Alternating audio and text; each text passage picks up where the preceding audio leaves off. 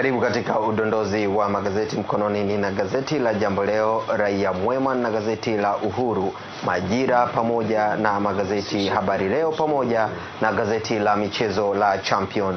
Ikianza na Jambo Leo, wao katika ukurasa wa mbele wanaandika biashara ndogo, Magufuli atishia kumtumbua waziri, ni kama hata sitisha timua ya wa machinga ambana muhongo kuhusu mwekezaji wa madini. Habari hii utaisoma ukurasa wa 4.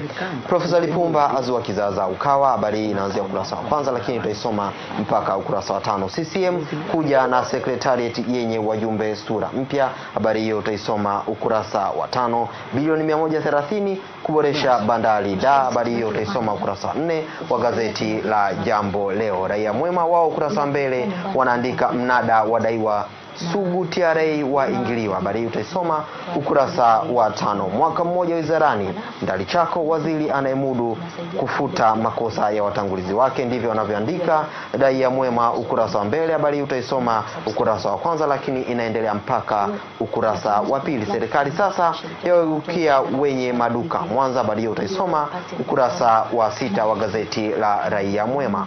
Uhuru katika ukurasa wa mbele wanaandika makomando kupamba miaka 55 ya uhuru, ndivyo wanavyoandika katika ukurasa wao wa kwanza lakini habari inasomeka katika ukurasa wa 4.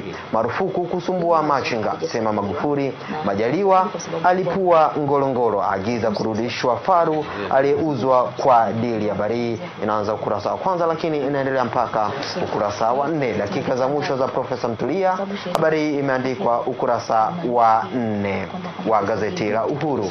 Majira wao katika ukurasa wa mbele wanaandika wanafunzi 63 Same wapata mimba kwa miezi 10, ndivyo wanavyoandika katika ukurasa wa mbele lakini habari inasomeka katika ukurasa wa 2.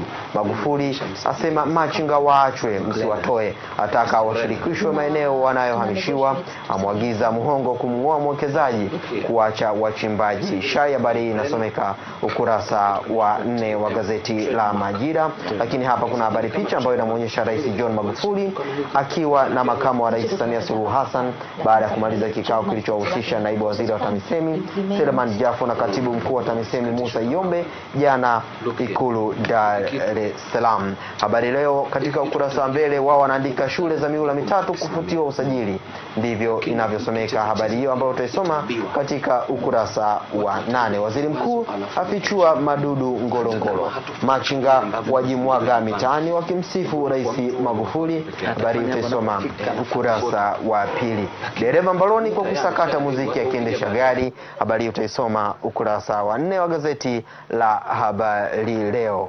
Gazeti la michezo Champion wao wanaandika Yanga hii ukibip wanakupigia, Simba yashusha kocha mwenye leseni ya UEFA, Simba na Yanga Februari 18, ndivyo wanavyoandika gazeti la michezo la Champion. Lakini nikitazama kurasa za michezo za magazeti haya, nikianza na gazeti la Habari Leo, wao wanaandika vita ya Luandami na Omong yaja Real Madrid kamili kuivaa Dortmund Ulaya, habari utaisoma ukurasa wa 26. Sita za fuzu hatua ya pili ya ligi ya wanawake, vijana kuoneshana kazi Ijumaa, ndivyo wanavyoandika Habari Leo katika ukurasa wao wa michezo. Majira wanasema ubishi wa Luandami na Omog kumalizwa Februari 18, kazi ipo, ndivyo wanavyoandika katika ukurasa wao mwisho wa michezo gazeti la Majira.